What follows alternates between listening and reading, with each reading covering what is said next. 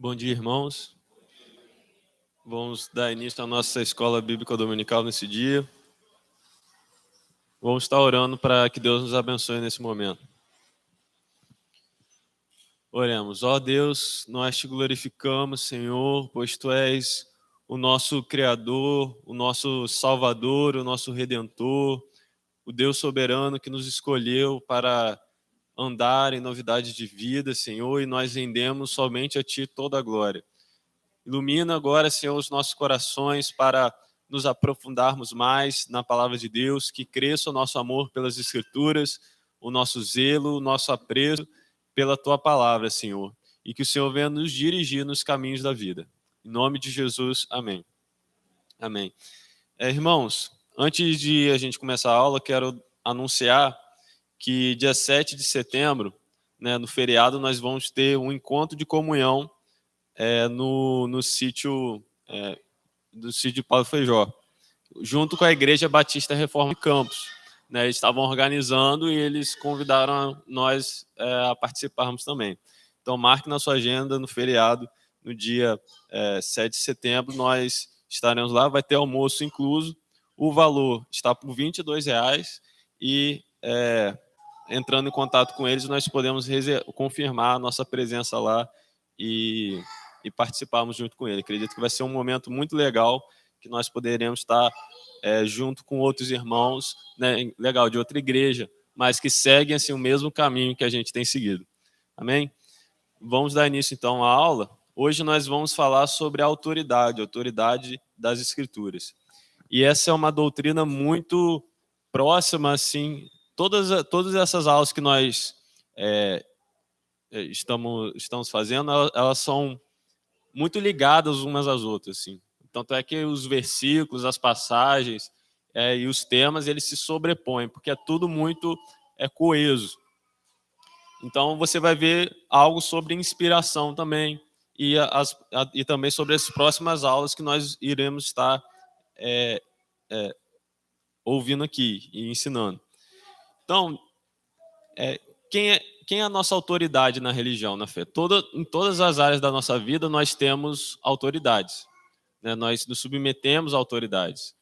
Por exemplo, quando você está doente, você não vai procurar qualquer pessoa.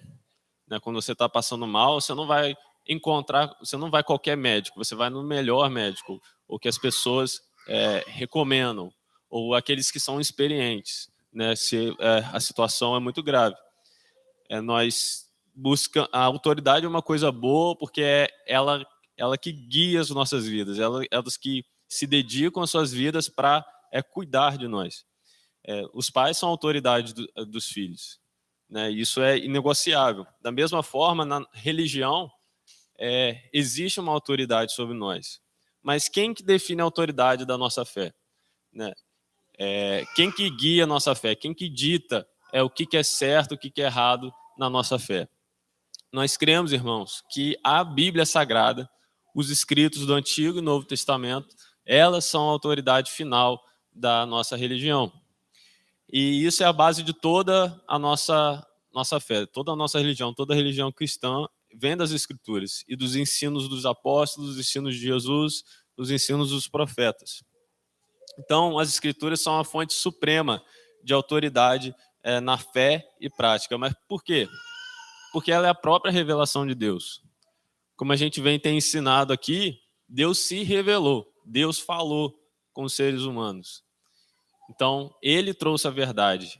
A fé cristã não é uma invenção humana. Ela não é uma conjectura dos seres humanos. Ela é o próprio Deus se autorrevelando, vindo ao mundo em Jesus Cristo, falando com o ser humano. Não é a nossa fé, ela não surge das nossas próprias opiniões, das nossas próprias ideias. Ela provém de Deus. Então, irmãos, acompanhem aí na apostila. A doutrina da autoridade das Escrituras ensina que, por serem divinamente inspiradas, elas são inerrantes, verdadeiras em todas as suas afirmativas, não contendo erro algum. Ou seja, a última aula nós ouvimos sobre inspiração das Escrituras. Então, entendendo bem o que é a inspiração das Escrituras, que ela é a palavra de Deus, isso significa que não tem nada, nenhuma autoridade acima delas. porque não tem nenhuma autoridade acima de Deus. E por ser de Deus, a palavra de Deus, ela é inerrante. Ela é completamente verdadeira, ela não tem mentiras. Porque Deus é o Deus da verdade. Deus é santo, ele não pode mentir, ele não pode pecar. Por isso, então, por causa da inspiração, a Escritura é infalível. As doutrinas. Segundo essa doutrina, as Escrituras são a fonte suprema da autoridade que estabelece definitivamente qualquer assunto nelas tratado. A única regra infalível de fé e de prática. Então, nós temos a tradição, nós temos pastores, nós temos a igreja, nós temos teólogos, mas a suprema autoridade sobre a nossa fé são as Escrituras. Né? Ou seja, existem autoridades além da Escritura. Existem outras autoridades, tanto é que a própria Bíblia levanta mestres, levanta pastores, levanta líderes, eles são autoridades sobre nossas vidas. Mas eles são autoridades secundárias. A autoridade primária e suprema é das Escrituras. As outras autoridades devem estar subordinadas a elas. E isso é muito interessante porque eu estava ouvindo uma palestra do Augusto Nicodemo sobre a CCB, a Congregação Cristã do Brasil. E eles acreditam que a Bíblia é a regra de fé e prática. Porém, você não deve... eles não têm a teologia, você não pode estudar a Bíblia. A Bíblia não deve ser estudada, a Bíblia não deve ser interpretada com exegese, com hermenêutica. Você não deve se aprofundar. Você pode estudar qualquer coisa. Você pode estudar para concurso, você pode estudar para a escola, mas a Bíblia, você tem que ter uma interpretação pessoal dela, por assim dizer, que eles chamam de revelação. Você não estuda a Bíblia, você tem uma revelação pessoal. E eu acho interessante um pensamento que nós devemos nos questionar. Se uma igreja não estuda as Escrituras ou não tem as Escrituras como autoridade final, porque quando nós tiramos o estudo das Escrituras, por exemplo, e só eu pego e leio a Escritura, eu me torno a própria autoridade, porque é o que eu penso, é o que eu sinto, é o que eu vejo no livro. Porque para entender o que o autor quer dizer, o que o Espírito Santo, através do autor, está querendo comunicar, que é uma única mensagem, eu preciso estudar para entender. Eu preciso transpor, por exemplo, o abismo do tempo, né, da cultura, para poder entrar no mundo dele e entender o que ele está querendo comunicar. E se a pessoa não faz isso, ela acaba virando a própria autoridade. Quando você remove todas as outras autoridades da Escritura, remove pastor, teólogo, né? Então a Escritura é minha única autoridade, então só eu vou estudar, eu não vou consultar ninguém, só eu vou ler a Bíblia. Você se torna sua própria autoridade, você acaba se tornando autoridade. Eu me pergunto, será que uma igreja, que não tem a Bíblia, a palavra de Deus, a interpretação correta das Escrituras, como sua única regra de fé e prática, será que ela é uma igreja de verdade? Porque quando nós abandonamos a palavra de Deus, o entendimento correto das Escrituras, a gente acaba vivendo o que a gente quer. A gente crê no que a gente quer, a gente crê no Jesus que a gente quer crer, e a gente produz a nossa própria religião. Porque você abandona as Escrituras de lado. Mas vamos discutir mais isso mais a fundo. Evidências bíblicas da autoridade das Escrituras. Jesus atesta a autoridade das Escrituras do Antigo Testamento pelo modo como ele próprio faz referência para resolver controvérsias.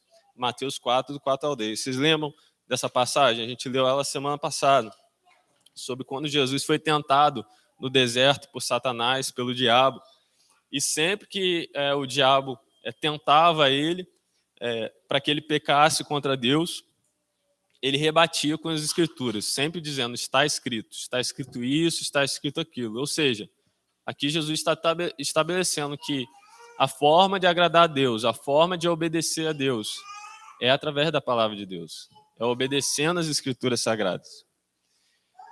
Ele faz referência ao advertir contra erros decorrentes da ignorância das Escrituras. Mateus 22, 29.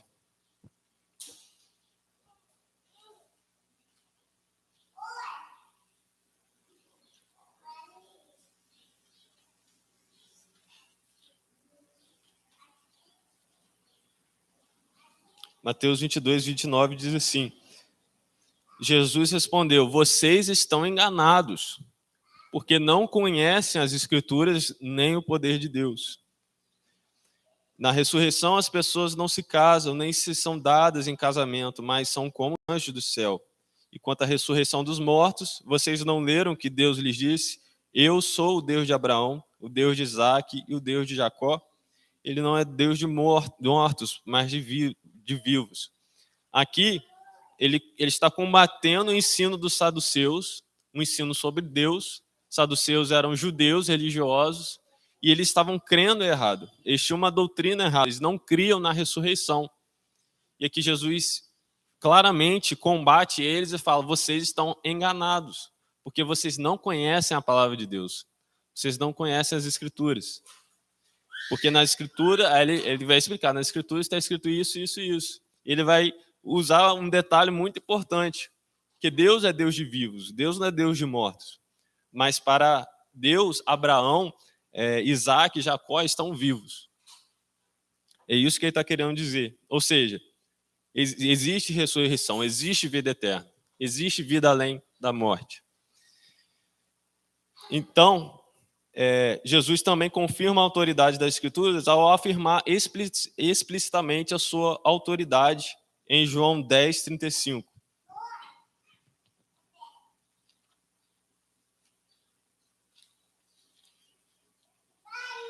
João 10, 35 diz assim: se ele chamou deuses aqueles a quem veio a palavra de Deus, e a Escritura não pode ser anulada. Chamando atenção para essa parte. E a Escritura não pode ser anulada. A Escritura não pode ser rejeitada.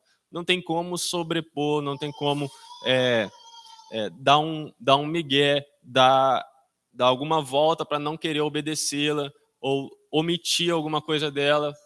É impossível anular a palavra de Deus.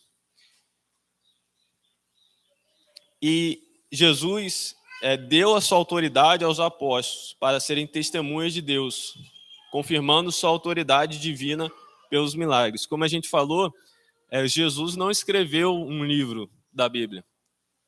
Porque se vocês lerem os evangelhos, você vê que Jesus escolheu os discípulos para serem as suas testemunhas. Isso tem tudo a ver com o propósito dele. Não é porque ele não porque ele não quis escrever mesmo, porque ele tinha um propósito em usar essas pessoas. Vamos abrir nossas Bíblias em Marcos 19, do 9 ao 20.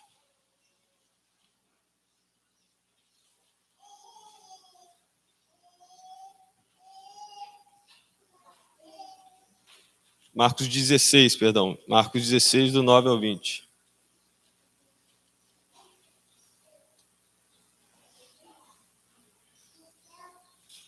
Quem achar pode ler. Marcos 16, do 9 ao 20.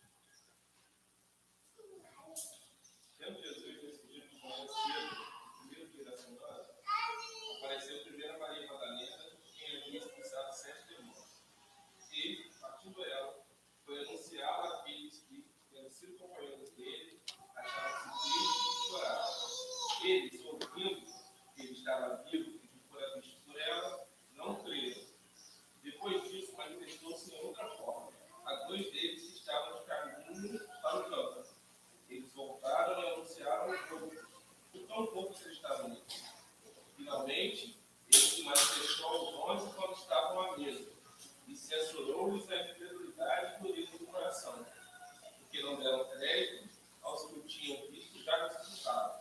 E disse: de por todo mundo que pregar o evangelho a toda criatura. Quem crer e for batizado será salvo. Quem não crer será condenado. E esses sinais vão seguir os que crerem.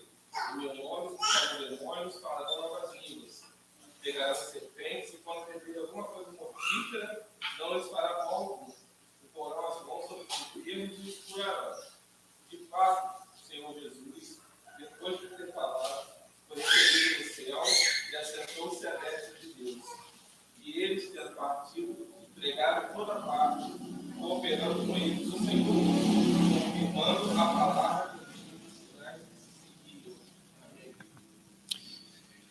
Então, irmãos, aqui Jesus escolhe esses discípulos, ele discipula esses discípulos, ele ensina a sua doutrina, ele mostra seus milagres. Eles ceiam com Jesus, eles veem Jesus sendo crucificado e veem ele ressurreto. E eles escolhem essas pessoas para irem pregar o evangelho com autoridade, demonstrando sinais para confirmar a sua mensagem. E ao estudar esse texto, eu reparei como que Jesus não se mostrou primeiramente aos seus discípulos, mas apareceu primeiro a Maria Madalena. E ela foi contar aos discípulos. Mas os discípulos não creram em Maria. E também Jesus apareceu a outros 2 discípulos, mas não aos apóstolos. E esses discípulos foram e contaram, relataram aos outros, mas eles também não creram. É engraçado que Jesus não aparece diretamente aos apóstolos, mas ele envia outras pessoas para irem encontrar a notícia da ressurreição. Mas depois, sim, Jesus aparece aos 11 discípulos. E ele censura eles, repreende eles, dizendo: vocês são incrédulos, vocês têm coração duro, porque não acreditaram nos que o tinham visto depois de ressurreto. Então, a expectativa de Jesus era que eles acreditassem nessas pessoas que estavam contando, e não que eles mesmos vissem o Jesus ressurreto. Eles queriam que acreditassem nas boas novas, nas notícias, na palavra, e não na comprovação, na exatidão. E ele disse: agora vão pelo mundo e preguem o evangelho a todas as pessoas. E ele que vai dizer sobre os sinais que acompanharão. E de fato aconteceu essas coisas. Os discípulos saíram e pregaram por toda parte, e o Senhor cooperava com eles, confirmando-lhes a palavra com os sinais que o acompanhavam. Então Jesus deu autoridade aos discípulos para pregar o evangelho e para realizar milagres em seu nome, para que a mensagem fosse espalhada, para que a mensagem fosse crida. Então os apóstolos se tornaram, como a gente viu na última aula, eles são inspirados. Eles foram usados por Deus para escrever o Novo Testamento, que são palavra autoritativa para nossas vidas, tanto quanto o Antigo Testamento. E cada palavra é palavra de Deus, são os livros canônicos. E o apóstolo Paulo afirma a autoridade do Novo Testamento ao declarar que sua pregação não vinha dele mesmo, mas de Deus. 1 Tessalonicenses 2,13.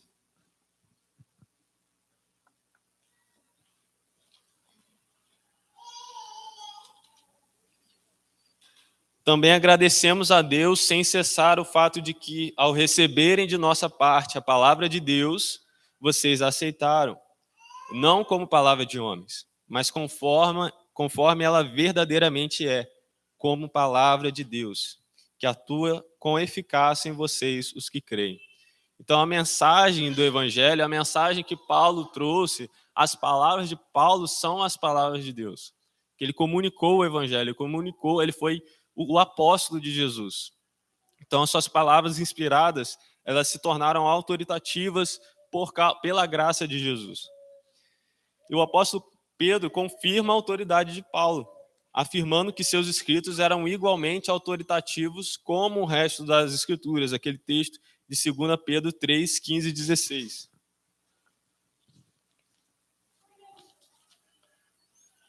Que diz assim: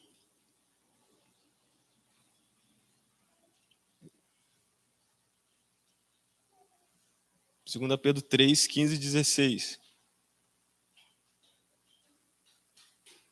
Tenham em mente que a paciência de nosso Senhor significa salvação, como também o nosso amado irmão Paulo lhes escreveu, com a sabedoria que Deus lhe deu. Ele escreve da mesma forma em todas as suas cartas, falando nelas destes assuntos. Suas cartas contêm algumas coisas difíceis de entender, as quais os ignorantes e instáveis torcem, como também o fazem com as demais escrituras para a própria destruição deles. Ou seja, o que isso significa? Com as demais escrituras. Ele iguala os escritos, as cartas de Paulo, a mensagem do evangelho que Paulo trouxe com as escrituras, junto com o Antigo Testamento. Por isso que o Novo Testamento é tão autoritativo quanto é o Antigo Testamento. Isso a gente está explicando aqui para nós sabemos disso, nós cremos disso, nós cremos que eles são a palavra de Deus. Que eu estou empurrando vocês, né, nessas aulas a entenderem por quê. Como você pode explicar isso? Onde está escrito na Bíblia sobre isso? Para que vocês se aprofundem mais e tenham sua fé baseada, seja mais fortificada, seja mais sólida. De fato, a mensagem que pregavam não era invenção ou conjectura humana, mas verdade divina, tendo a sua autoridade final no Espírito Santo. 2 Pedro 1, 16 ao 21. De fato, não seguimos fábulas engenhosamente inventadas, quando lhes falamos a respeito do poder e da vinda de nosso Senhor Jesus Cristo. Ao contrário, nós fomos testemunhas oculares da sua majestade. Ele recebeu honra e glória da parte de Deus Pai, quando da suprema glória lhe foi dirigida a voz que disse: Este é o meu Filho amado, de quem me agrado. Nós mesmos ouvimos essa voz dos céus, quando estávamos com eles no Monte Santo. Aqui ele está se referindo à transfiguração, quando ele levou 3 dos seus discípulos para um monte para orar, e lá ele se transfigurou, ele mostrou a sua natureza divina para eles. Apareceu Moisés e Elias do lado dele. E Deus fala na nuvem, né, exatamente como ele citou. Eles foram testemunhas oculares. Eles não estavam inventando, eles estavam falando aquilo que eles viram. Eles não estavam inventando mentiras. Uma frase muito interessante que eu vi é que ninguém morre por causa de uma mentira. Ninguém é sacrificado, ninguém entrega o seu próprio corpo à morte por causa de uma mentira. As pessoas só entregam o seu corpo para serem mártires como eles foram, porque eles criam que aquilo que aconteceu era verdade. É claro que as pessoas podem acreditar em mentiras e se matarem por causa dessas mentiras. Mas ninguém inventa uma mentira e morre por causa disso. E chega ao ponto de se matar para não dizer a verdade. Porque eles podiam, quando eles foram perseguidos, eles podiam muito bem negar que Jesus não ressuscitou. Mas eles viram, eles foram testemunhas oculares de tudo que aconteceu. Eles viram Jesus Cristo ressurreto. E é por isso que eles estão contando tudo isso. Nós mesmos ouvimos essa voz quando estávamos com ele no Monte Santo. Assim temos ainda mais firme a palavra dos profetas, e vocês farão bem se a ela prestarem atenção, como a uma candeia que brilha em lugar escuro, até que o dia clareie e a estrela da alva nasça no coração de vocês. Antes de mais nada, saibam que nenhuma profecia da Escritura provém de interpretação pessoal, pois jamais a profecia teve origem na vontade humana, mas homens falaram da parte de Deus, impelidos pelo Espírito Santo. Então as Escrituras não surgiram pela vontade humana, mas o Espírito Santo, na sua soberania, na sua atuação, ele fez com que os profetas falassem da parte de Deus. Vamos ver agora sobre a natureza da autoridade das Escrituras. A autoridade das Escrituras, nós reformadores, acreditamos que a autoridade das Escrituras é inerente. Ou seja, ela não depende de homem ou mesmo do testemunho da igreja. Para os reformadores, a Escritura era auto-autenticada, ou seja, ela mostra a si mesmo como autoridade final. Porque ela é a palavra de Deus, ela é a autorrevelação de Deus. E por ser Deus a última autoridade, não existe ninguém mais sábio, ninguém mais poderoso, ninguém mais justo, ninguém mais santo do que Deus, ninguém que pode aconselhar a Deus. Então, as Escrituras é a autoridade final.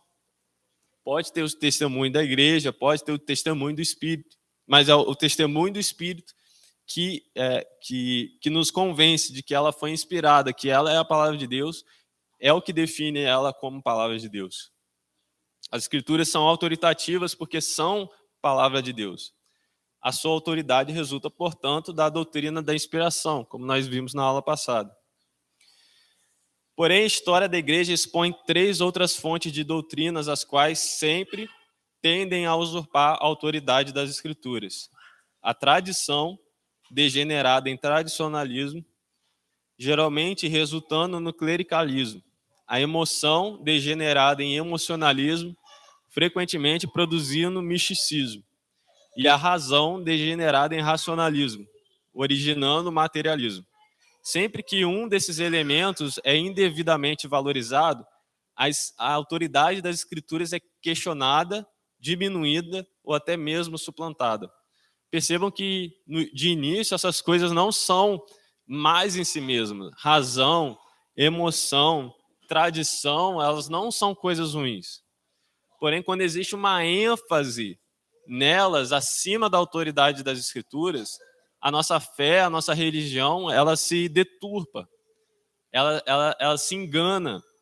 Nós botamos essas coisas, essas outras coisas como autoridade suprema e deixamos as Escrituras de lado, botamos a tradição, botamos a nossa razão, nosso entendimento e nossa emoção como autoridades acima das Escrituras. Ou seja, nós colocamos a nós mesmos acima das Escrituras. Eu vou destacar cada um desses elementos. Tradição degenerada em tradicionalismo. Isso foi um conflito que Jesus enfrentou nos seus próprios dias. Depois que a revelação, o Antigo Testamento foi fechado, a revelação cessou, os profetas acabaram, e o povo de Israel se encontrava cativeiro de outros países, de países estrangeiros, eles começaram a desenvolver uma tradição, um grupo que preservava essa fé, essa cultura, essa identidade, que são os fariseus. E não havia mais templo, pelo menos até antes de construir, mas antes de ser construído. Mas eles se reuniam em grupos e foram onde surgiram as sinagogas, por exemplo, e onde surgiram os rabinos. Isso era novidade na fé dos israelitas, porque antes eram sacerdotes, os levitas que ensinavam. Agora existem escolas, existem sinagogas, existem rabinos, mestres espalhados pelo todo o país. Porém, eles foram interpretando a Bíblia por si mesmos e inventando novas tradições, com mais rigidez, com mais assim, potência mesmo, um fundamentalismo extremo, para evitar se contaminar com toda a cultura que estava ao redor deles, de outros países, dos outros que dominavam sobre eles. E isso causou com que muitos ensinamentos, que até, se eu não me engano, é Talmud, que é chamado hoje, são as interpretações dos judeus do Antigo Testamento, eram como se fosse a palavra de Deus. Elas se tornaram como elas deviam. Esses ensinamentos dos mestres, os ensinamentos dos rabinos, tornaram-se como aquilo tinha que ser seguido à risca, que aquilo era a interpretação correta das Escrituras. Porém, Jesus veio e combateu exatamente isso, porque esses ensinamentos, essas tradições, elas se tornaram um impedimento para obedecer a palavra de Deus. Marcos 7, abram suas Bíblias.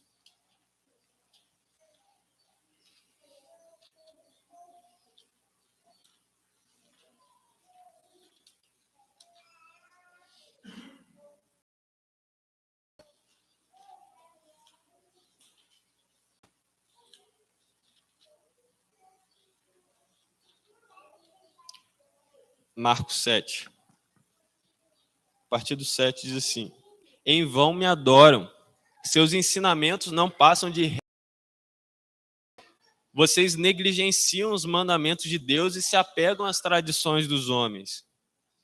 E disse-lhes: vocês estão sempre encontrando uma boa maneira de pôr de lado os mandamentos de Deus a fim de obedecerem às suas tradições. E versículo 13. Assim vocês anulam a palavra de Deus por meio da tradição que vocês mesmos transmitiram e fazem muitas coisas como essa. Ou seja, aqui por exemplo, os judeus, os fariseus estavam criticando, e os mestres da lei estavam criticando Jesus e seus discípulos porque eles comeram sem lavar as mãos antes de comer. E isso era uma prática cerimonial religiosa dos fariseus. Porém, nas escrituras não fala nada disso. Não fala de que você tem que lavar a mão antes de comer, porque eles comiam com as mãos realmente. Mas isso não tornava um homem impuro ou impróprio para cultuar a Deus. Isso era só uma tradição religiosa.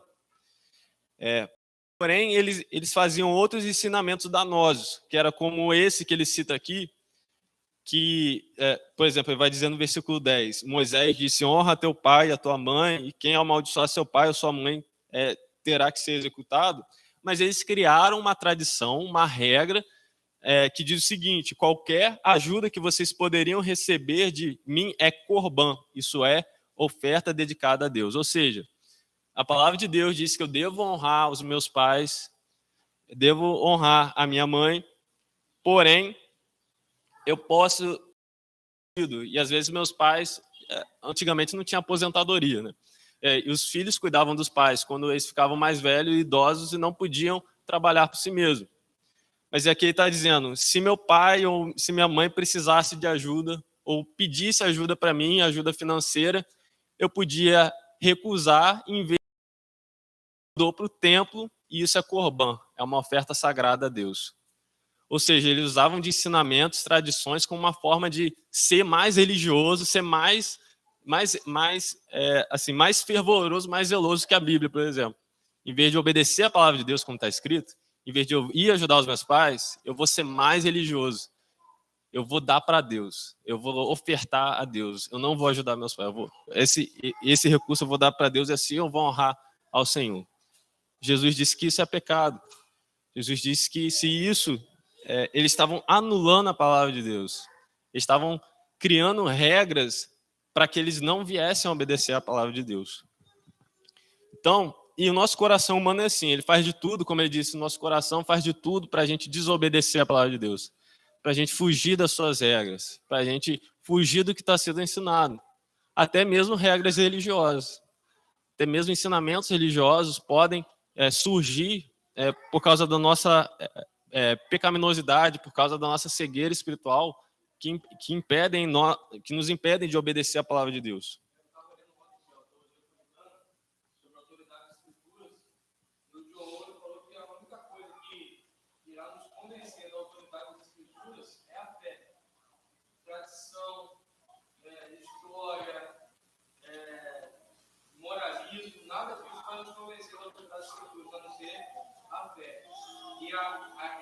Esse convencimento da autoridade por meio da fé produz em nosso coração uma submissão a essa autoridade alegre. Então, ele fala que o reconhecimento da autoridade mediante a fé produz no coração daquele que submete a autoridade alegria e não peso. Que é diferente, por exemplo, que muitas tradições impõem. O romanismo mesmo, por exemplo, além de não acreditar na autoridade das escrituras, a autoridade que está na igreja, a autoridade da Roma, está no Papa, eles ainda produzem uma obediência ideológica que muitas vezes não tem nenhum tipo de reconhecimento de alegria em submeter, mas simplesmente um reconhecimento de que existe alguém que impõe as mãos para a obediência, entendeu? Pesando a mão para a obediência, uma obediência de sacrifício, uma obediência de amor. Né? Se torna uma escravidão, né? Se forma uma forma de penitência. Né? Você vai se submeter a regras mais rigorosas que a Bíblia, como uma forma de agradar a Deus, ou forma de espiar. Só que esses mandamentos em si não têm valor nenhum. E Paulo vai nos ensinar sobre isso. Em Colossenses 2:8 diz assim: tenham cuidado para que ninguém os escravize a filosofias vãs e enganosas. O que são filosofias? São ideias humanas, são opiniões humanas, são conjecturas humanas, que se fundamentam nas tradições humanas e nos princípios elementares desse mundo, e não em Cristo. O que Jesus está dizendo aqui? Não devemos nos basear nas tradições. As pessoas podem falar, as pessoas podem ensinar. tradição é importante, aqui a gente não está negando tradição, a gente traz a tradição histórica, a herança da reforma, que é muito importante. Nós cremos que os credos, que a confissão de fé, o catecismo é extremamente importante, porém eles não são a autoridade final, eles não são nossa regra única e prática. Os concílios têm que ter autoridade. Ele fala, os concílios têm que falhar e vão falhar. As escrituras, não. Exatamente, perfeito. A reforma não veio trazer uma revolução, né? A revolução vem quebrar com toda a tradição, tudo que foi ensinado. Mas mas a reforma é continuar com o que é bom. Tradição é isso, é um ensinamento que é passado de geração em geração. E o evangelho é tradicionalista nesse sentido, porque nunca é uma invenção nova, inventando um novo evangelho o tempo todo. Porque o nosso papel é só anunciar o mesmo evangelho desde há 2000 anos atrás. Porém, nós devemos ter cuidado com a ênfase na tradição. Para a Igreja de Roma, a autoridade das Escrituras, isso eu estou lendo no livro aqui, irmãos. Para a Igreja de Roma, a autoridade das Escrituras depende da autoridade da Igreja. Para ela, é a Igreja que confere a autoridade das Escrituras. E a sua interpretação só é autorizada quando por ela referenciada, referendada. É a Igreja, o clero, quem determina o sentido autoritativo das Escrituras. Daí o clericalismo, o desmesurado poder do clero. E isso é fato. Se você pegar o catecismo da Igreja Católica, é aquilo que é a regra de fé e prática. Não são as Escrituras. As Escrituras acompanham para confirmar a tradição. Eles pegam os textos bíblicos para dizer que aquilo está certo, mesmo que não tenha nada a ver com aquilo que está escrito. Mas eles têm a tradição deles, o catecismo, os sínodos, os concílios, como a regra de fé e prática. Se você questionar, você está errado. Se você questionar que os livros apócrifos não são inspirados, você é considerado anátema, amaldiçoado. E Paulo fala isso como se, quando Paulo usa essa palavra anátema no Novo Testamento, ele está se referindo a alguém que prega outro evangelho, que não é o mesmo. Ou seja, na verdade, eles mesmos estão confirmando que eles pregam um evangelho diferente que o evangelho dos protestantes. E isso é algo que, essa é uma diferenciação que eles mesmos confirmam. E se orgulham. Vamos passar o vídeo? Você tem o vídeo? Você conseguiu o vídeo? Tá. Vou passar um vídeo para mostrar. É um padre. Como é que é? Frade. É um frade que tem se tornado muito popular nas redes sociais. Ele até foi entrevistado pelo Vilela, se eu não me engano. Eu não assisti a live dele, não, mas eu não assisti, não, mas eu vi passando assim.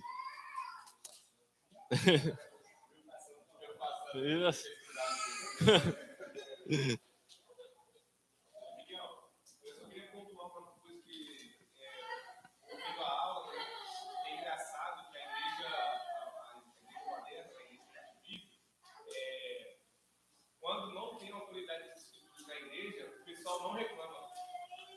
Mas quando você tira qualquer outra coisa da igreja, o pessoal se sente ofendido ou reclama.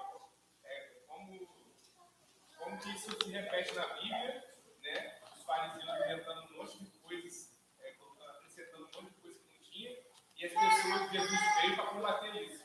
E no nosso tempo, a mesma coisa acontecendo. Se não tiver autoridade bíblica, não tem problema. A igreja continua lá funcionando. Mas se tirar, por exemplo, você tira uma dança da igreja, o pessoal tira o teatro da igreja, o pessoal fica tipo assim, um horroroso e tal. Se você fala que não existe pastoreio feminino, nossa, vira aquela, né? Então, assim, como que isso contrasta, né? Mas a autoridade bíblica você não tem ninguém, olha, a igreja não tem autoridade. É verdade. Ninguém questiona, ninguém reclama de... Vamos passar. Esse é o Frei Gilson. O Frei Gilson vai... Eu gosto muito da frase que ele começa ali. Pode botar. Vocês vão entender, vocês vão entender.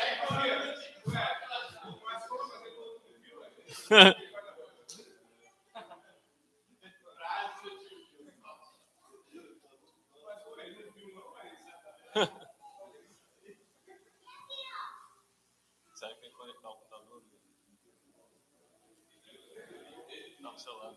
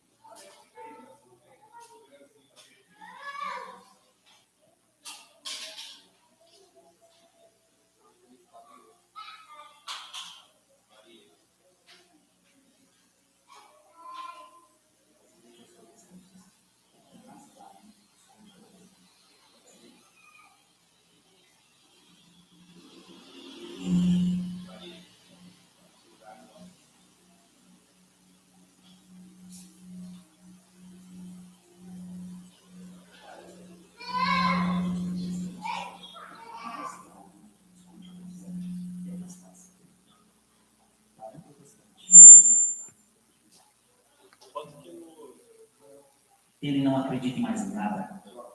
Parece ser bom. Não, não é bom. As igrejas protestantes, o que mais vale, escute o que eu estou dizendo, é o que está escrito. Para um protestante, o que mais vale é pronto, acabou. Ele não acredita em mais nada. Parece ser bom. Não, não é bom. Porque, veja, a Bíblia veio 30 anos, os primeiros escritos, né? Os primeiros escritos vieram 30 anos depois da morte de Cristo. Ou seja, e o que veio antes? Antes veio uma tradição oral. Boca a boca, palavra. E São João vai dizer que nem tudo foi escrito nos livros. Nem tudo. São João fala no seu evangelho. Se tudo fosse escrito, não daria para foi muita coisa que ele falou, foi muita coisa que ele fez. Então, ou seja, tem coisas que Jesus falou e ensinou que não está na Bíblia. Aqui eu dou uma resposta para muita gente. Quando vem aquelas perguntas de sempre. Ah, mas onde está na Bíblia? E esse negócio de onde está na Bíblia? Católico não espera que tudo esteja na Bíblia. Onde está na Bíblia que a gente deve honrar os santos? Onde está na Bíblia que a gente deve rezar pelos mortos? Onde está na Bíblia? Ei, ninguém está na Bíblia. Porque a Bíblia não foi feita para falar de A Bíblia foi escrita para anunciar Jesus. O mínimo necessário para que você tenha escritos que te honram. Então, gostei muito da frase que ele começa. Para os protestantes, a Bíblia vale. A Bíblia vale. Quem dera se isso fosse uma realidade também. Nossa. Mas isso aí, glória a Deus. Para os protestantes, a Bíblia é o que vale, só e mais nada. Porém, ele vai dizer, isso é um exemplo do que eles acreditam. O que os romanistas acreditam. Para ver o contraste. Para eles, a Bíblia não é suficiente. Ele mesmo disse isso.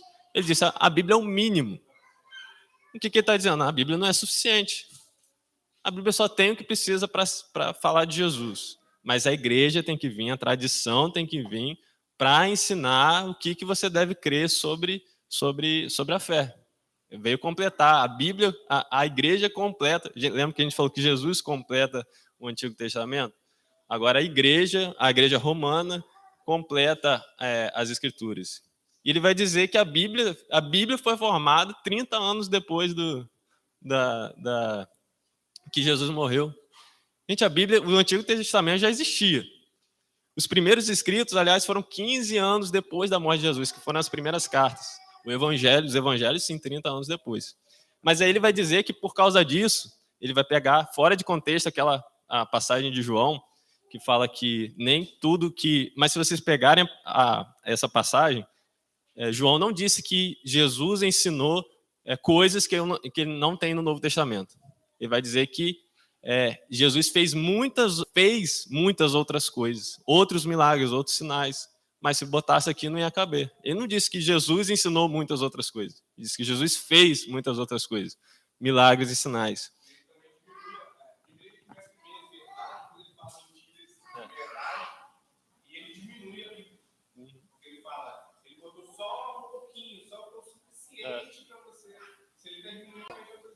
Sim.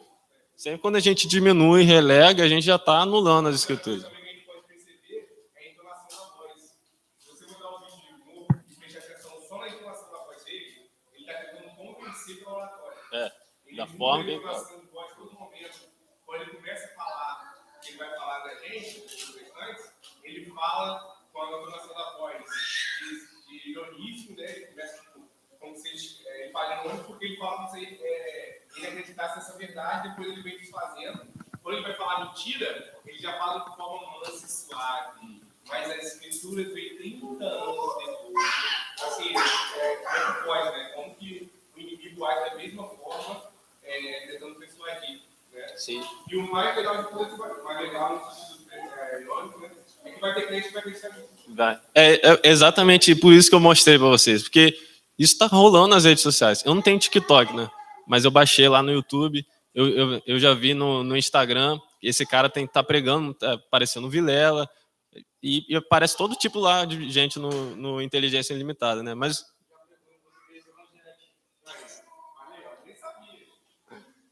Enfim, a gente tem que combater, tem que ser direto contra e precaver vocês quanto os falsos ensinos e os falsos mestres que estão aparecendo. Então ele usa dessa suposta falta, essa necessidade que existe de algo além das Escrituras, para dizer, então você tem que acreditar na tradição, porque nem tudo que está escrito sobre a fé está na Bíblia. Ou seja, qualquer coisa que a igreja inventar, qualquer coisa que ela quiser ensinar, está valendo, porque você não sabe se Jesus ensinou ou não. Mas é engraçado que todos esses ensinamentos não surgiram junto com o Novo Testamento. Adoração a Maria, reverência a ela. Você vê algo falando no Novo Testamento? Honrar os santos, tem no Novo Testamento? Não tem nada disso. Por que então os apóstolos, os caras que estiveram próximos de Jesus, não ensinaram nada disso? Eles esqueceram, apagou da memória deles, coisas tão importantes assim. E eles vão usar isso como uma forma de minar. Esses argumentos são usados para justificar a doutrina romanista, que a tradição oral, a tradição romanista tem igual ou superior autoridade à Bíblia. Pois isso justificam heresias como purgatório, a criação de imagens, culto aos santos, mariologia, e pelas tradições negam as Escrituras. Nós vemos que, engraçado que os ensinamentos que ele citou ali são perversões das Escrituras, são contra as Escrituras, desonram a Deus. Então, vocês veem que eles não têm autoridade suprema, eles não ensinam da mesma forma que nós. E aí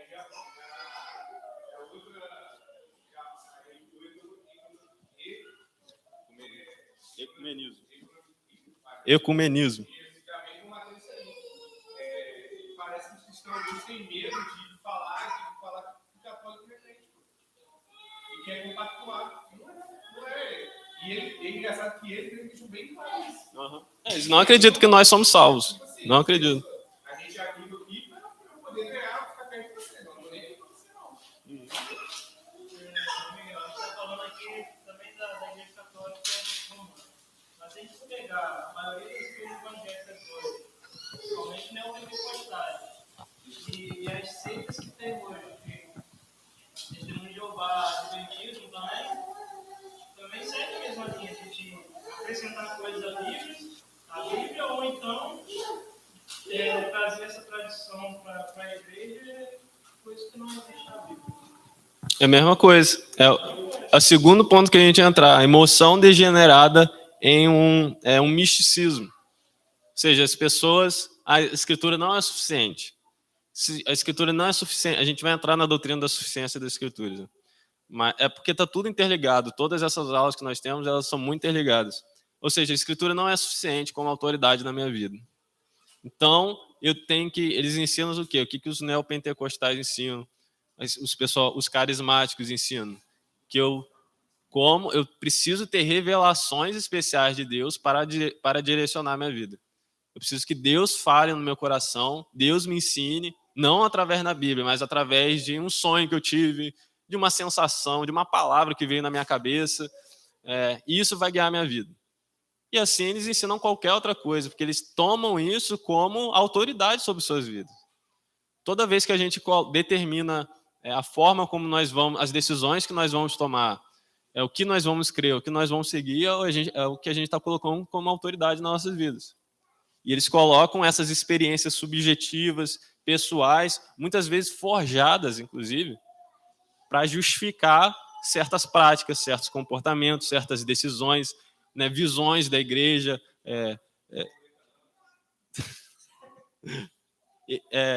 misticismos, superstições, se tornam autoridade da igreja. E Paulo alerta contra isso também, em Colossenses 18, Colossenses 2:18. Não permitam que ninguém que tenha prazer numa falsa humildade e na adoração de anjos os impeça de alcançar o prêmio. Tal pessoa conta detalhadamente suas visões e sua mente carnal a torna orgulhosa. Ou seja, aqui os colossenses existiam pregadores ou ensinadores, mestres e cristãos na igreja de Colosso, que através de suas visões, estava falando que eu estou tendo sonho, eu estou tendo visões, e trazendo isso falsas doutrinas, falsos ensinamentos para a igreja. E Paulo nos alerta, não se deixe enganar por essas pessoas. Nós aqui falamos, nós cremos que somente a Bíblia, somente as Escrituras é a revelação de Deus. Somente ela é a palavra de Deus. Não cessaram as revelações, conforme a vontade de Deus. E se nós demos abertura, como a gente fala, Ezequiel não está aqui hoje, acho que ele ia contribuir, ele é muito bom sempre quando ele está presente, mas que o neopentecostalismo é muito parecido com o catolicismo, porque o catolicismo ele também teve suas visões, também teve aparições, tem milagres, tem curas, e através disso eles confirmam as falsas doutrinas deles. Da mesma forma, o neopentecostalismo.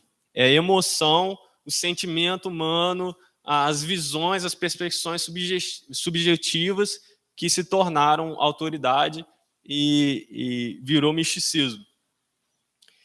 E terceiro, existe a razão degenerada em racionalismo, que é dar crédito ao próprio raciocínio humano do que à palavra de Deus. E isso é muito do nosso mundo secular. Porque no nosso mundo secular, muitas pessoas acreditam que Jesus, porque, de fato, negar que Jesus foi uma pessoa, que Jesus existiu, é irracional, porque ela, de fato, foi uma pessoa histórica.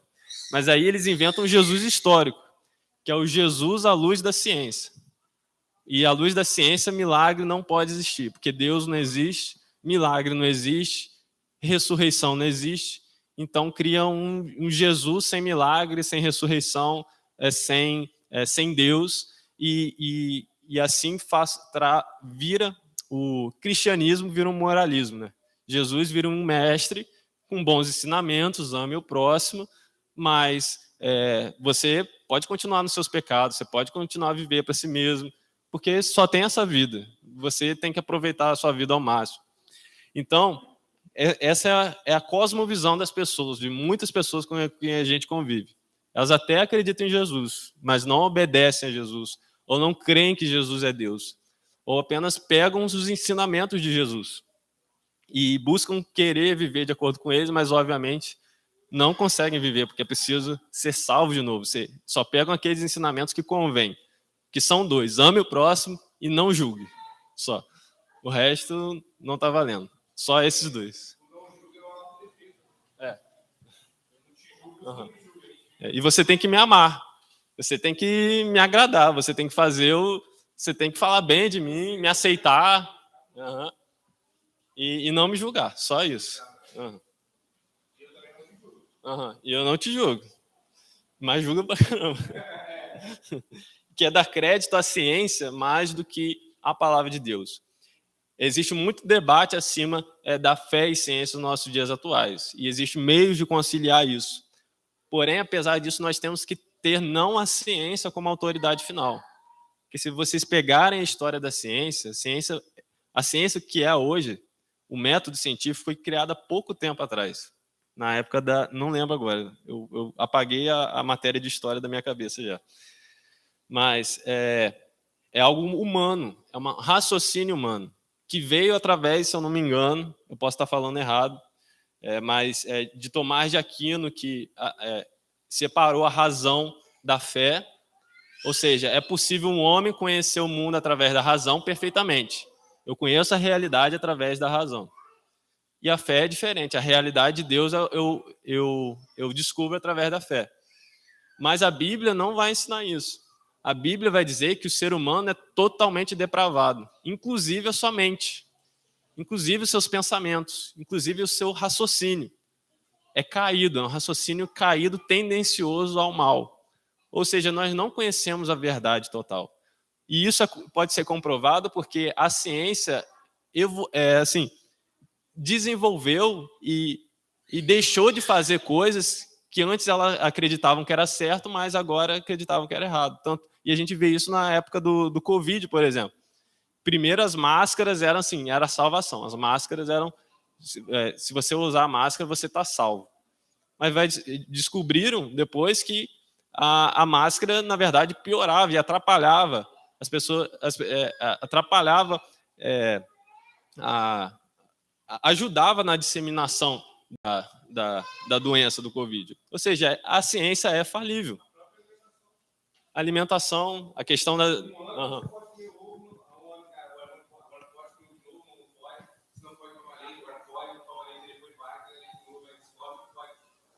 Sim, sim. A ciência é humana, no fim das contas. Ela não é divina, ela não é inspirada.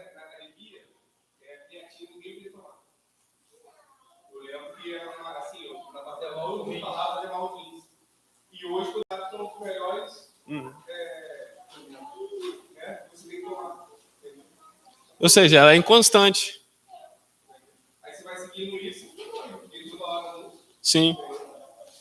Romanos 1, 21 e 22 diz assim: porque tendo conhecido a Deus, dão glorificado como Deus, nem lhe renderam graças, mas os seus pensamentos tornaram-se fúteis, e o coração insensato deles obscureceu-se, dizendo-se sábios, tornaram-se loucos. Versículo 25, trocaram a verdade de Deus pela mentira, e adoraram e serviram as coisas e seres criados, em lugar do Criador, que é bendito para sempre. Amém. Ou seja, quando nós damos a autoridade final para a ciência, o crédito final à ciência, nós estamos colocando a criatura no lugar do Criador. Como a criatura tendo a verdade final e não Deus. Colocando a ciência acima de Deus. Então, essas são as 3 deturpações que nós temos, dizendo a razão é importante. Se você negar totalmente a razão, você vai cair no emocionalismo. Você deve usar da razão, o bom senso, para estudar as Escrituras, mas no final você tem que entender que você é falível, que o seu raciocínio é falível, que a ciência é falível, os teólogos são falíveis. Então, nós temos que reverenciar, acima de tudo, a palavra de Deus. O testemunho da igreja. Embora a autoridade das Escrituras não se fundamente ou decorra da autoridade da igreja, a excelência das Escrituras é demonstrada pelo testemunho da igreja. Isso é legítimo. cabe à igreja demonstrar e ensinar as evidências abundantes da autoridade divina da palavra de Deus. Cabe a ela anunciar a excelência do seu conteúdo, a eficácia das suas doutrinas, sua extraordinária unidade e harmonia de todas as suas partes. Embora a igreja não seja o fundamento da fé, a fé reformada reconhece que o testemunho da igreja é um incentivo para a fé. Contudo, a Bíblia vai nos dizer que a igreja é a coluna, o esteio da verdade, né, o baluarte da verdade. Ou seja, conforme a igreja se submete à palavra de Deus, ela se torna luz para o mundo. Ela se torna verdade para o mundo. Ela se torna um testemunho para o mundo da palavra de Deus, do Evangelho. Nós somos testemunhas do Evangelho. Então, por isso, nós devemos, através de todos os meios, nos aprofundarmos na Bíblia, deixar que ela molde as nossas vidas, para que nós sejamos testemunhas de Cristo. Nós somos testemunhas de Cristo. Nós não somos a palavra de Deus, mas nós somos testemunhas da palavra de Deus. E essa é a nossa identidade. E isso nós devemos nos identificar assim. E tentar convencer, que Deus nos use, né, através do Espírito Santo, para convencer ao mundo da palavra de Deus, da mensagem do Evangelho, da mensagem de salvação. Então, ou seja, o que está dizendo aqui? Você não deve se separar da igreja. Você não deve se isolar da igreja para se aprofundar na palavra de Deus. Você não deve deixar os teólogos de lado, os livros de lado. Vai ser só você e a Bíblia. Se for só você e a Bíblia, você vai ser a autoridade final. Só você vai ter voz para dizer. Você vira o clero. Você vira o seu próprio clero da palavra de Deus. Ou seja, nós precisamos da igreja, como nós somos abençoados pelas vidas de pastores, de pregadores, de teólogos fiéis que amam a palavra de Deus, que são devotos a Jesus Cristo e ensinam conforme a verdade. Isso eles nos abençoam tremendamente. Então é necessário sim nós termos a igreja ao lado das Escrituras, não competindo com as Escrituras, mas temos ela para nos aprofundar, nos ajudar a entender o que está nela escrito, mas não tendo ela como regra infalível. Contudo, nós podemos mencionar ainda o cumprimento das profecias bíblicas e a veracidade das Escrituras, a ausência de erros, como duas outras fortes evidências a favor de sua autoridade divina. Por fim, o testemunho do Espírito. O testemunho da igreja em relação à excelência das Escrituras pode se constituir um meio pelo qual o crente é persuadido da sua autoridade, mas não na base ou fundamento da sua persuasão. A persuasão ou convencimento do crente quanto à autoridade das Escrituras se dá pelo testemunho interno do Espírito Santo. Se alguém crê de fato na autoridade final das Escrituras como regra de fé e prática, o faz como resultado da ação eficaz do Espírito Santo. Ou seja, é o Espírito Santo que nos convence que a Bíblia é a palavra de Deus. Nós podemos falar das suas excelências, da sua doutrina, mas o que convence a pessoa, abre os olhos para que ela reconheça e se submeta à palavra de Deus é o Espírito Santo. Ou seja, o próprio fato de a gente ter a Bíblia, de a gente amar a Bíblia, de a gente entender conhecer aquela palavra de Deus e querer obedecê-la, isso é uma evidência da ação do Espírito Santo em nossos corações. Evidência de que ele habita em nós. Porque quem não tem o Espírito Santo, para ele esse livro é uma loucura. Para ele é doideira querer praticar essas coisas, esses ensinamentos. Ou acreditar no que está escrito aqui. Porque o ser humano, ele é depravado, ele está cego quanto à verdade. Esse testemunho do Espírito não é uma nova revelação, mas a sua ação, através da qual ele abre os olhos de um cego, permitindo-lhe reconhecer a luz do sol que lá estava, mas não podia ser vista devido à cegueira espiritual humana decorrente da queda. Ou seja, o sol não deixa de existir porque a pessoa não vê o sol. Se a pessoa é cega, o sol não deixa de existir, não deixa de iluminar. Da mesma forma, a pessoa que não crê na Bíblia, a palavra de Deus, não faz com que a Bíblia não seja a palavra de Deus. Ela continua sendo a palavra de Deus, mas a pessoa precisa de uma transformação, ela precisa nascer de novo para que ela reconheça que a Bíblia é a palavra de Deus. uns desafios para nós botarmos em prática isso. Primeiro, estabeleça as Escrituras como autoridade sobre toda a sua vida.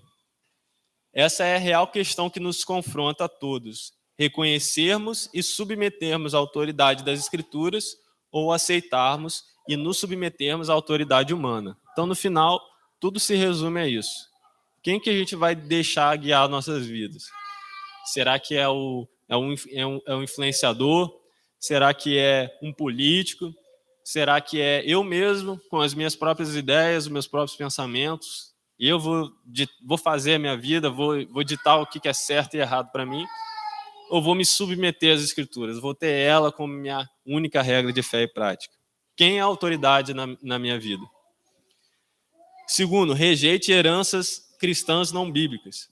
Talvez você tenha crescido ou vivido uma temporada em um meio cristão que pregava doutrinas e costumes não bíblicos, seja romanista ou evangélico. É possível estarmos mais apegados a uma tradição humana do que a palavra de Deus.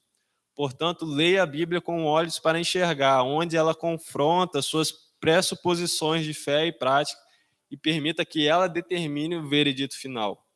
Reforme a sua vida conforme as Escrituras. Nós fomos criados, muitos aqui foram criados na igreja.